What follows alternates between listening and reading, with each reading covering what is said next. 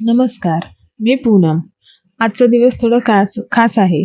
मला मंदिरात जायचं होतं, पण आज आमच्या यांना नाईट शिफ्ट आहे, म्हणून मी सर्वात अगोदर स्वयंपाक करून घेतला.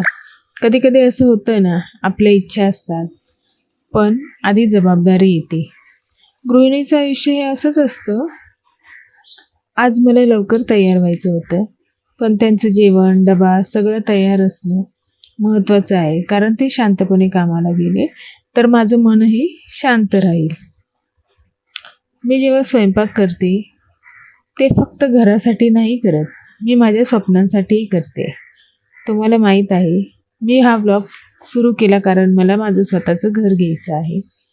एक दिवस त्या घरात देवाचं छोटंसं मंदिर असेल आणि तिथे मी रोज शांतपणे पूजा करेल.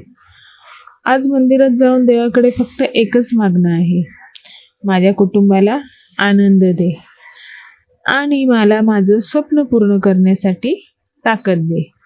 गृहिणी असणं म्हणजे फक्त घरकाम नाही, ते बॅलन्स आहे.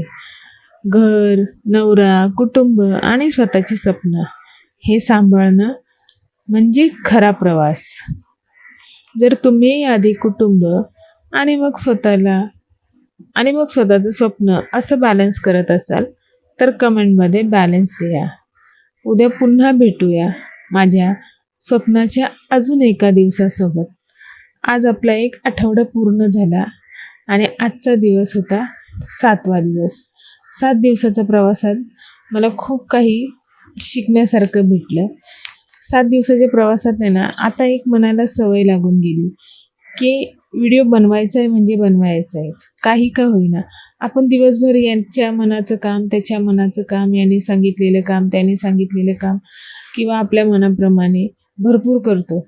पण हे एक काम केल्यानंतर आहे ना, माझ्या मनाला आहे ना, दिवसभरात मी कितीही काम केलं तरी हे एक काम केल्यानंतर ना सगळा थकवा जातो आणि मनाला जो आनंद भेटतो आहे ना, तो एकदम वेगळाच आनंद भेटतो आहे, कारण हे काम मी स्वतःच्या स्वप्नांसाठी करते. तर भेटूया नेक्स्ट ब्लॉगमध्ये. हर हर महादेव.